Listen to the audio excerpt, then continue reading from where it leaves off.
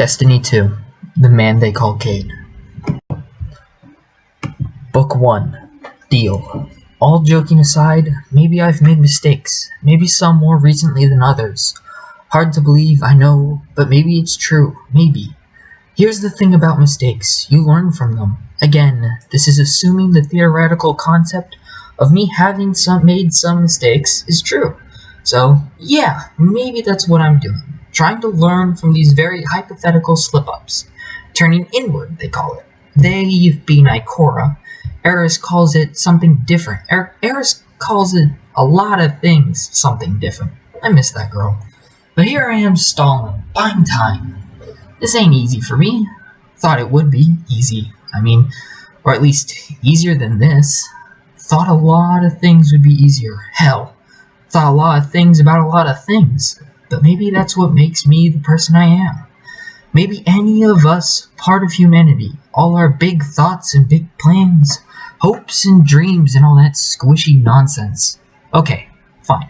Look, if I'm playing at honesty, and I think that's what I'm doing here, maybe those hopes and dreams are all that really matter.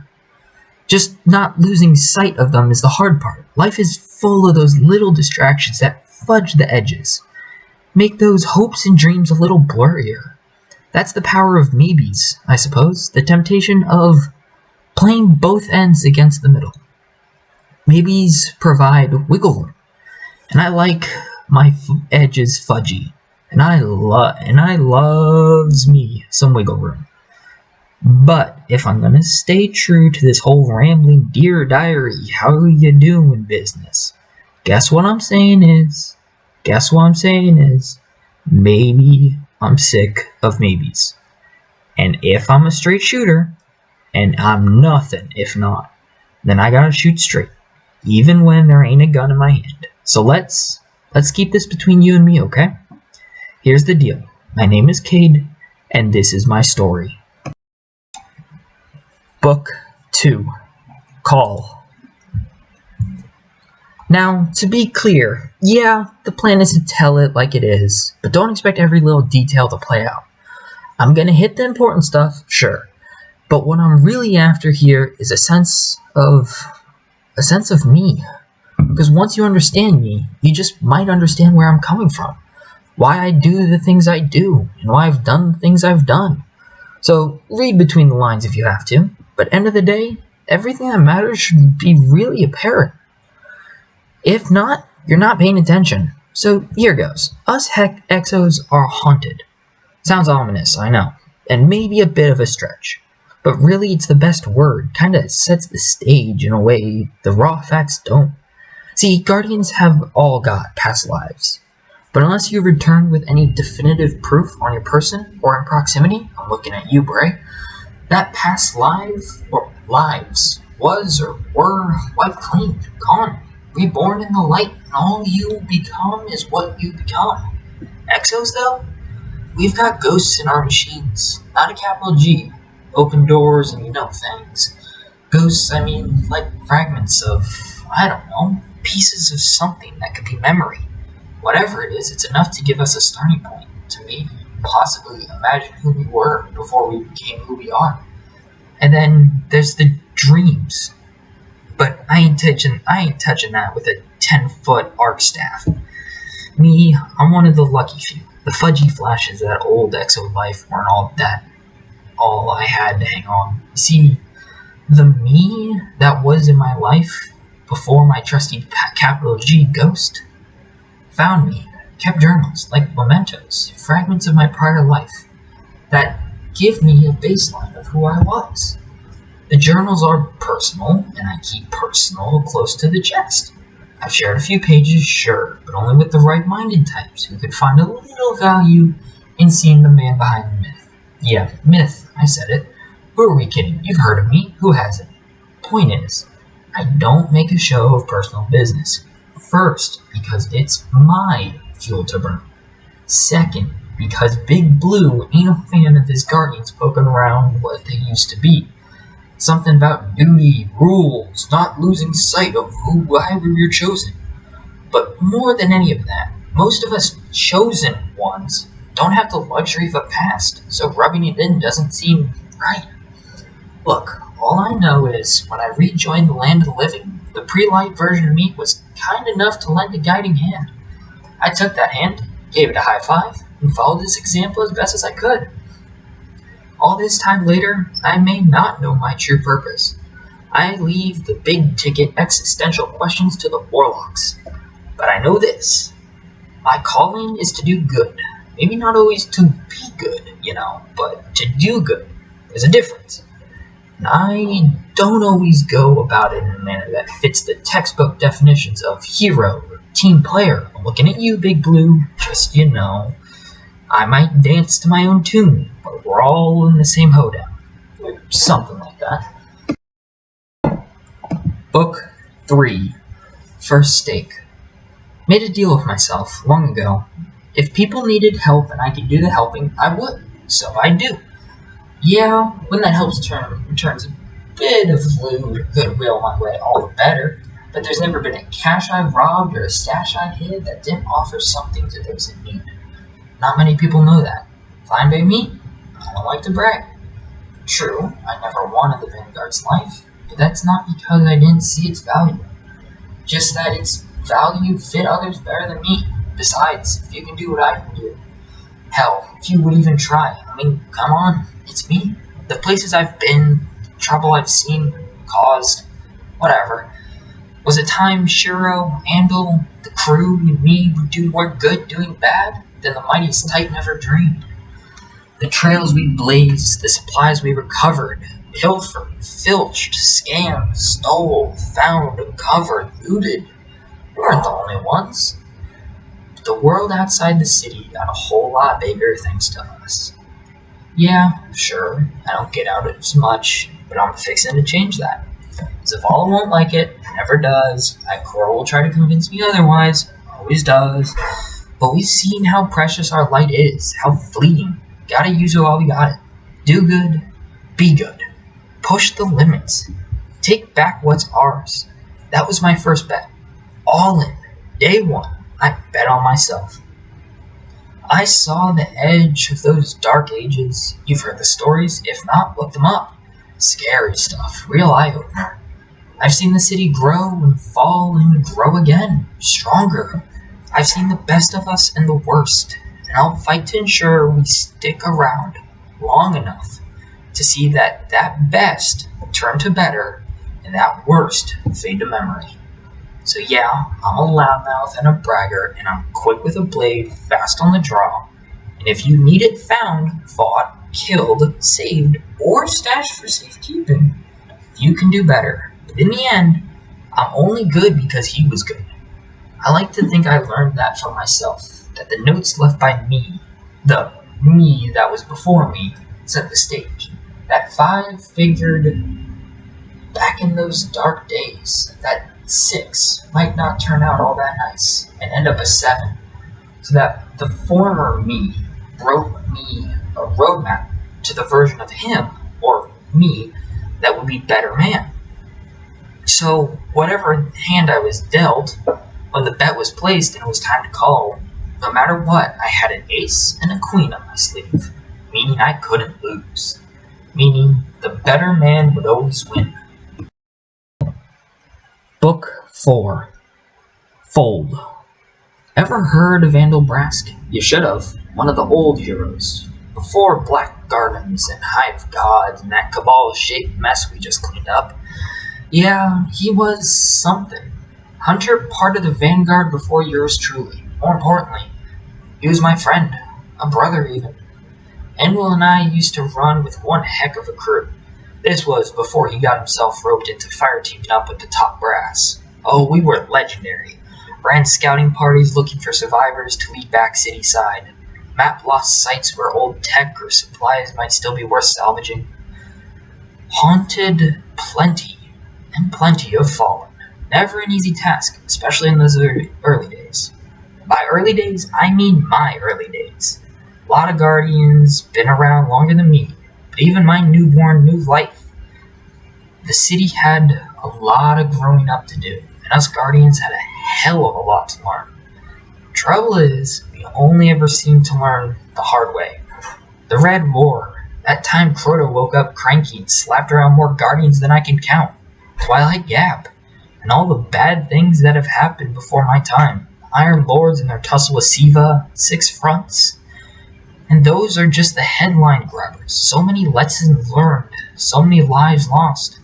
But in truth, I've always felt it's the day-to-day struggles where we've learned the most about the world, about ourselves. Being inside the city walls, sure, we're reminded what we're fighting for. But outside the walls, it puts a face to all we've lost, puts a reality to how far we've fallen. Abandoned roads, crumbling cities, rust, ruin and rust.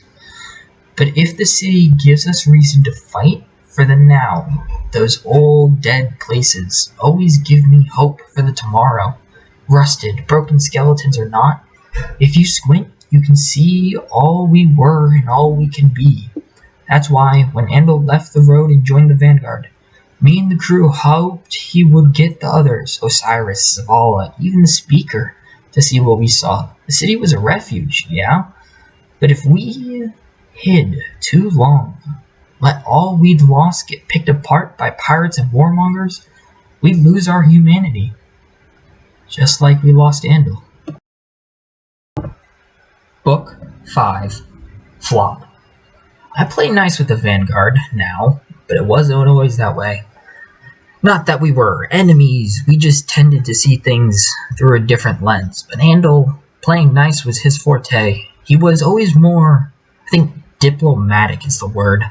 Our big play back in the days was get the Vanguard to loosen their leash, let us explore, let us lead a new era of expansion, and the riches of the system would be ours. Ours, as in everybody's, of course, though we'd get our cut. In hindsight, we were way too ambitious. Didn't see it in that light at the time. But then again, you never do. When Andal joined the Vanguard, he was our inside man. It was a sweet deal.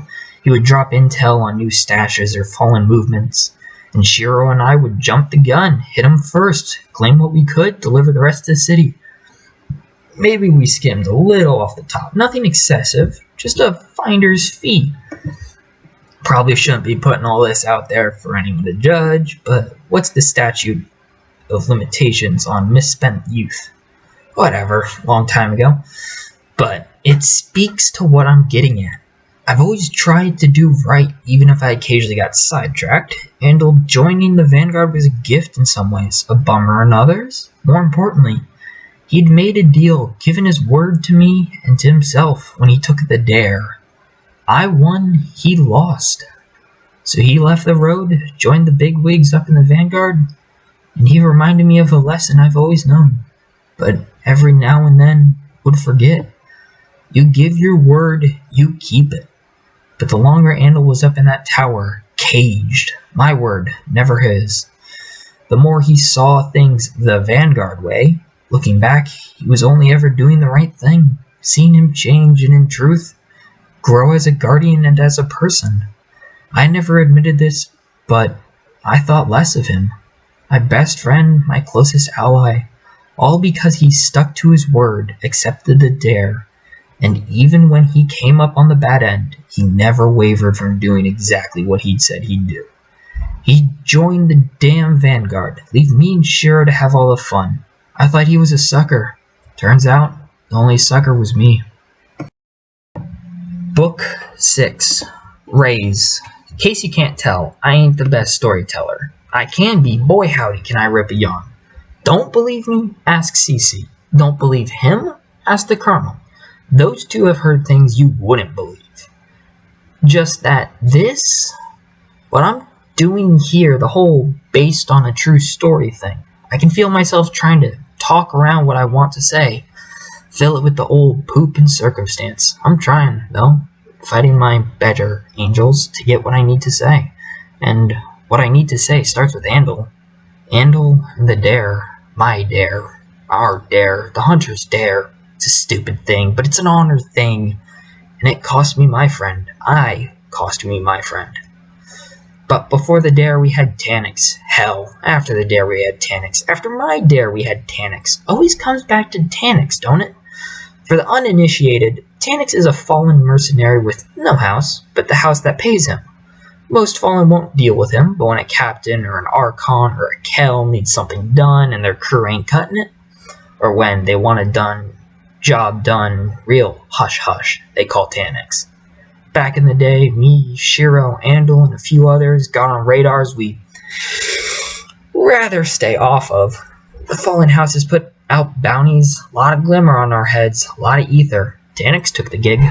Only we didn't know. There'd been stories of a renegade fallen dropping bodies, but nothing ever concrete, so we just brushed them off as more of the same. Nothing we couldn't handle, even on a day off. I mean, we were all aware the fallen were dangerous, big-time threat each day, every day, but a solitary fallen boogeyman, free of house, cutting down guardians one by one? Yeah, right. Until, yeah, right was standing in front of us. First impression, he was a big boy. Bad attitude. Second, he was standing over the body of Neon Rao. Didn't know her well, but we'd done a few runs. That day was supposed to be an in and outer, but then Tanix. Neon never got back up, and Shiro's boy Lush lost his ghost, full on RTL, returned to light. Gone and done. The whole scene was a blur. Lost our haul and hauled our butts out of there. Still not sure how we lost Tanix and his boys. Just lucky we did. Of course, ditching that troublemaker wasn't the end. Shiro and I got back, filled in Andal on what went down as soon as we found him. This was before his Vanguard days. He'd been running a second grab on a cache out west. Wasn't back till next night. We told him about Nyan. Lush was freaking out about his ghost. Couldn't blame him. Still can't. Then we did the dumb thing. We got cocky. Book 7. Turn. Tanix didn't announce himself, didn't say a word, just laughed a few times and tried like hell to kill us all. But we knew it was him. The stories matched the story, you know? Which meant the boogeyman had a face. The boogeyman was real. We could hunt real. We could track real. We could end real. Andal said something like, the hunter is about to become the hunted at the hands of the hunters he'd hunted. I know. Don't laugh. I did it. He was a great guy, even if his humor was a bit forced, seems a nice way to put it. But he wasn't wrong. Lush wanted to join up, a little payback for his little light. We nixed that. Loved the kid, but no ghost meant no way. Poor fella died his final death. RTL, less than a cycle later. Went on a solo run, didn't tell anyone, never came back. Shiro used to spin stories about him, still does, like he's still out there. Living a life we can only dream of, traveling unknown roads, digging up untold treasures. My favorite one is about the Rat King, how Lush joined up with a folk tale, and together they fight the wars we don't see. It's just fantasy, but I like it. It's the kind of bedtime story I used to tell Ace when she was fighting off sleep. When he was here, but he's not here. Neither is Lush, neither is Andal, and someday neither will I. Didn't have a hunter vanguard back then. What with Calc Swift-Rider and finally being declared dead after 2 years MIA and his dare nowhere to be found. Speaker said it was on the rest of us hunters to figure it out. That first night back, Andal and I were up late. Not a new thing. He drank, I drank. He got tanked, I'm a robot. We made the pact. Dare issued and accepted. See, there was that opening on the Vanguard to Hunter slot. We both wanted Tanix. Only one would get the killing blow and the glory. The loser had to hang him up and lock themselves away in a tower. Leave the lonely roads to real dealers. We both laughed. Wow, I wish I could hear him laugh again. Just once. Funny how all the cool kids leave the party too soon. Book 8. All in. Hey kid, I know I don't write you very often, you know, but it's better than never. Ain't easy for me to find the words. I mean, it is, I find them, but I know they're not always the right ones. Too much flash. Too much looking out for how I'm looking. Not enough just telling it how it is. That's why I'm doing this, Ace.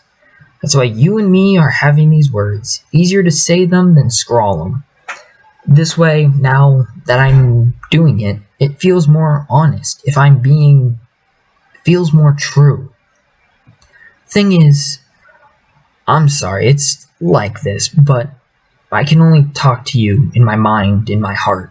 This is how one-to-one works, you know? Father and son, Cayde and his firecracker Ace. What am I doing? Reality is, ain't no one telling who I'm taking to hell. Hell, could be me, the me after me. Hi me, looking good. Sorry you can't remember all the things you can't remember. That's just an exo's lot in life. Though, if you are me, say on the other side, I gotta tell you, I never wanted this. You never wanted this. I made it real clear to the Big Z, to Ikora, Banshee, Amanda, my pal Jimmy down at the ramen spot, that if anyone ever finds that deep stone crypt thingy, I stop counting at 6. No higher, you hear me? No higher. Think there's just something about the number 7 that just gives me the heebie-jeebies. Unlucky, overrated. I don't know, just a number with bad mojo in my book. So, if you got a 7 in tow or above, someone's changed the game. Someone's not playing nice. Might want to do something about that. If you haven't listened to the earlier files, the start of this ramble, find them, hear them. You might not want to take lessons from an unknown reflection, but trust me, whatever kind of man you are, you can be better, always. There are journals, don't call them a diary. The three-eyed gal with a preference for deep holes and nightmares always calls them diaries. Don't take cues from her. Anyway, end of the day, new me, if that's you, you get to choose who and how you want to be. The hope is, maybe I can guide you a bit, like the me before me did. And when you get to the part about the kid and the girl, my ace and my queen, they're yours too, by right, because they are all yours, a gift. You'll be the better for it. And if you don't feel that thing, that soft spot in the middle of all that circuitry when you get to them, then if you are me, you aren't like me at all. That means you're trouble. The good kind or the bad, impossible for me to know. All I can do is give you the tools to raise you right. That goes for you too, Ace, if you're listening. Hell, goes for anyone, strangers, old friends, new enemies. Learn from me, be better than me, because I'd really hate to think whoever you are is someone I wouldn't get along with. Book 9, River. Honor? It's tricky. Means different things to different folks, like your word. Well, your word's your word. You give it, you keep it. Do that, regardless of all the rest, and that's an honor right there. And let me tell you, kid, honor matters. It's a weapon in its own right, and a shield. Zavala knows, Ikora knows, Celadon and Shax, they probably know a little too much. All the best guardians know. People trust your word. They trust you, and trust? It's hard to come by and easy to lose. Give your word, keep your word. And when all else fails, you'll find you have friends there to pick up the slack. Even if you don't. You find yourself all alone, odds stacked, final curtain set to drop. At least you can go out knowing you did the right thing when it was asked. Now, don't get me wrong, the right thing, like honor, can be a malleable concept. It shifts and bends. I'm getting poetic here. Waxen warlock, we called it. Not my intent, but sometimes I can see the value in their thinking. Their ways with words. Ah, look at that. There's another lesson. Find value in another. I don't have much in common with that Ramrod Titan or Floofy Warlock, but that's the key. Book 10, Showdown. Back to honor, back to Vandal. Vandal was my brother, figuratively, but I find more often than not, the family you unearth along the way is more real than the family you thought was the... Never mind. Andal was my brother, period. Tanix was the four-armed murdering guardian hunter who... Yeah, Andal and I We made a bet. Only bet ain't the right word. Not among hunters. What we did meant more. We offered a dare. The dare.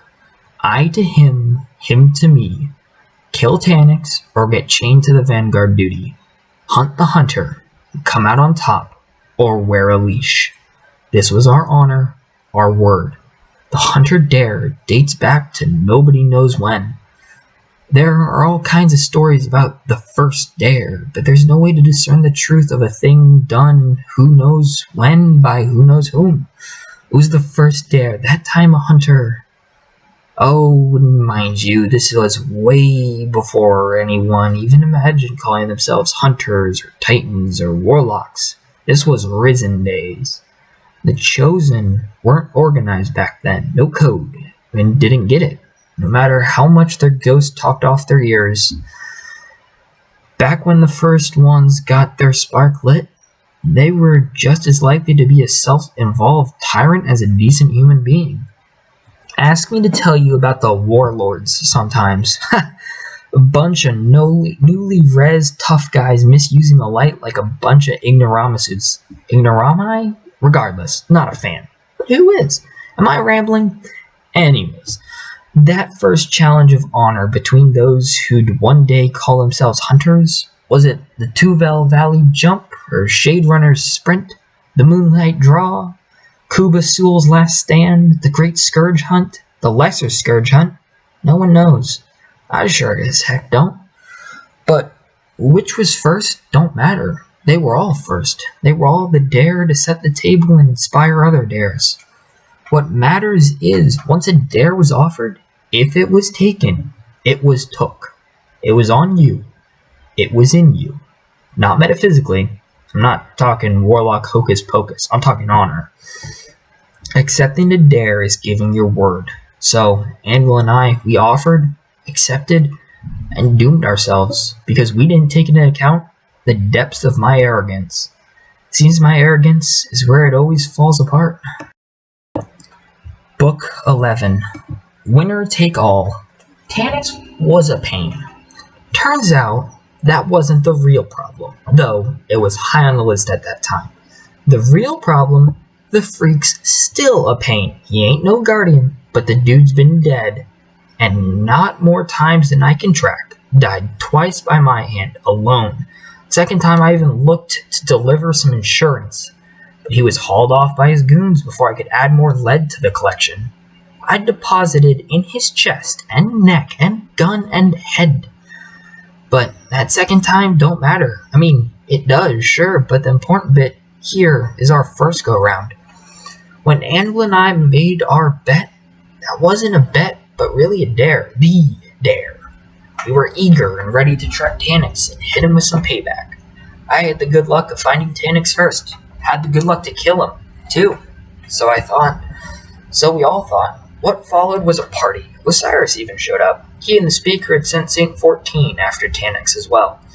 Maybe Saintie's one hell of a titan, but we're hunters. No way we're losing the kill.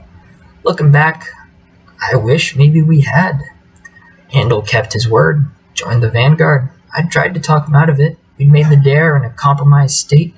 Shiro and I'd just been roughed up. Neon was gone. Lush was broken. Emotions were high. Liquid was flowing. Handel wasn't buying it. Neither was I. Not really. The dare's the dare. To back out would have been a mark. Would have called Handel into question to every hunter out there. Even to me. I never would have admitted to him. But he'd know. Things got a little weird between us once he joined the vanguard. All my doing, and I missed him.